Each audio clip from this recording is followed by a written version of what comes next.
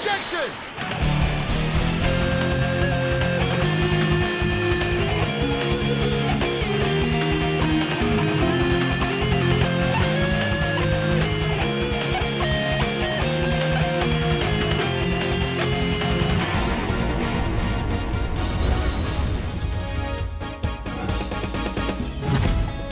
Hello, everypony! I'm MasterCode, your race analyst, and today we take a look at the next G5 one-shot comic, Tournament of Mysteries. We open up in the Zephyr Heights Cloud Coliseum where we see— Oh dear sweet Celestia! Everybody, run! It's the smiling critters! Get out of here before they eat you alive! Please, just go!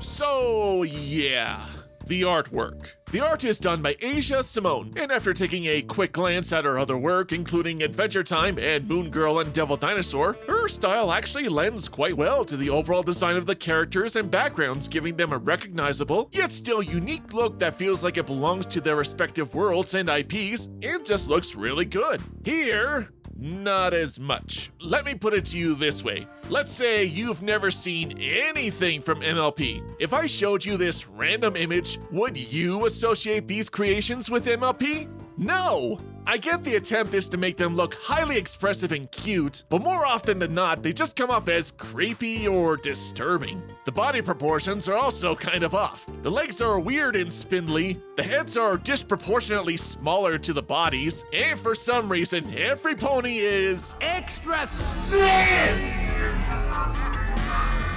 Hashtag plot thickens is right, Izzy. Also, while some of the backgrounds are fleshed out with a decent amount of detail to them, there are several that are just cheapened by simple gradients, and to make things worse, sometimes the characters kind of blend in with the background. Though, I will say I do like the high contrasting colors, adding depth to the characters' designs, and the few action scenes have some great motion detail, and the look of the Pegasus wings are actually phenomenal. And I've just realized I've barely scratched the surface and hardly talked about the story actual. As I was saying before being horribly traumatized, we join the main six as they watch an air show, the main attraction being a Pegasus named Aaron, who is a world-renowned Pegasus who's broken every aerial record in Zephyr Heights, dominating the aerial competition scene in general, becoming a movie star, and even receiving the key to the city of Zephyr Heights. During his performance, he pulls off his signature move, the Zephyr Comet, and during the blinding display, he vanishes. And from here, our heroes attempt to discover what happened to him. Okay, so where to start with this comic? Alright, so this is a minor nitpick, but why is this comic called Tournament of Mysteries? Obviously, there's the Aaron mystery, but otherwise, this was just a regular air show with a single performer with no tournament, no competition, or prize to speak of, so the title doesn't make any sense. Now we'll talk about Aaron and why his meteoric rise to fame also doesn't make any sense.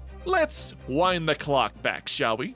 Magic and the ability for Pegasi to actually fly has returned to Equestria for, at the most, maybe a year or two. Zip was one of the first few Pegasi who actually helped them to fly, and while a lot could fly at this point, she was also one of the few who was a true aerial ace. And if you'll recall in the storm of Zephyr Heights, Zip not only found Cloudsdale, but was the first Pegasus in 2 centuries to pull off a sonic rain boom. A truly magnificent accomplishment. And then you have this guy Aaron, who we've never heard of before, who's apparently the greatest flyer in Equestria, beat numerous records, and is world-renowned across the world. Compounded by the fact that in one panel, it said he's wrapped up acting in a movie a couple years ago, implying that he's been a great flyer for several years now, which again is impossible, as Magic has only relatively returned to Equestria not so long ago.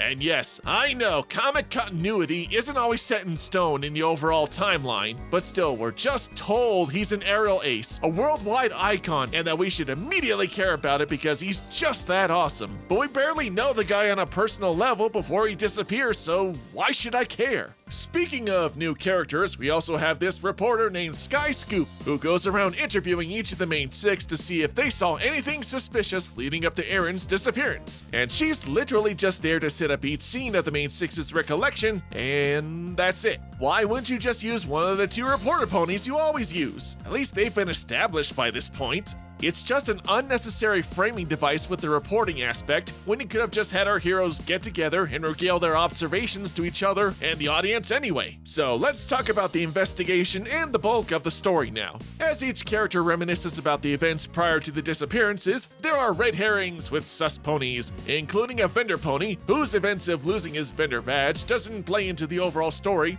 and then there's Aaron's assistant, see how bloated this comic gets with its one-off characters, who doesn't even have a name and is literally just referred to as assistant, and he just acts overprotective to his client and, what we find out later, his friend. Otherwise, in each scenario, there's really not much to talk about. It's just our heroes doing what they normally do, Sunny making smoothies, Pip interviewing for social media, Hitch as head security, etc. And at some point during one of those flashbacks, they'll meet one of these suspicious ponies. The only scene that really has any bearing on the ending is when Aaron, in the least conspicuous disguise ever, Sneaking, I am sneaking.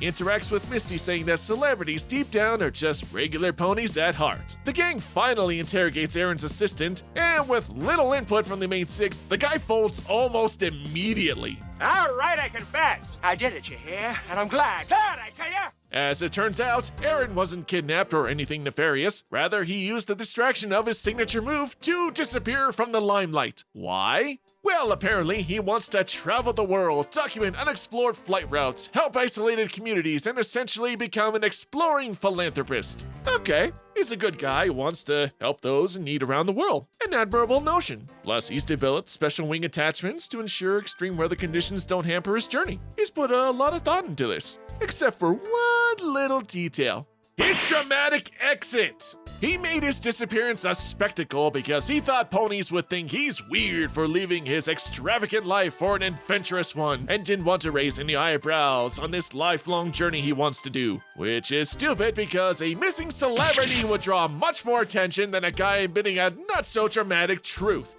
Idiot! You know, there's a much easier way you could not draw attention to yourself and yet live out your dream. Just tell every pony you're going on vacation, or doing training, or retiring.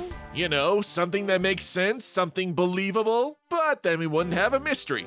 Though it doesn't necessarily have to be. Now you ask me, how would I rewrite this? Well, for one, limit the amount of characters for a start. We can start the same with the main six attending the air show, but have either Pip or Misty win a contest for a VIP meetup with Aaron. After the show, the meet and greet happens, and either combination hit it off rather well and become friends, having some meaningful dialogue and sharing life experiences. Aaron would eventually confide in his ultimate plans to either pony about his adventures and admit that he's nervous about doing it. Not just from an exploration aspect, but how every pony would feel about such a radical change. And this is where Pip or Misty would give their advice. For Pip, as we saw in issue number 4 of the main series, Pip learned to reveal her true self to her online audience, and that made her even more loved by her fans. Or with Misty, she can talk about her journey from being under Opaline's hoof to standing up to her, overall revealing the difficulties she's gone through and how she's become a much better overall mare, helping herself and others. And in either scenario, it leads him to announce his plans to the world. As the comic stands now, his actions come off as reckless, and even then his anxiety of how every pony would think about his son turn doesn't make any sense, as he's apparently one of the biggest and most beloved celebrities in Equestria, at least based on the movie deals and the admiration from his fans. In fact, coming clean would actually make him even more beloved and maybe have others support him in this endeavor. Now, he does eventually apologize to the masses and reveal his grand plan, and is received with much praise, and the comic ends with him and his girlfriend Bailey. Oh, did I not mention her? Well, she's barely in this anyway.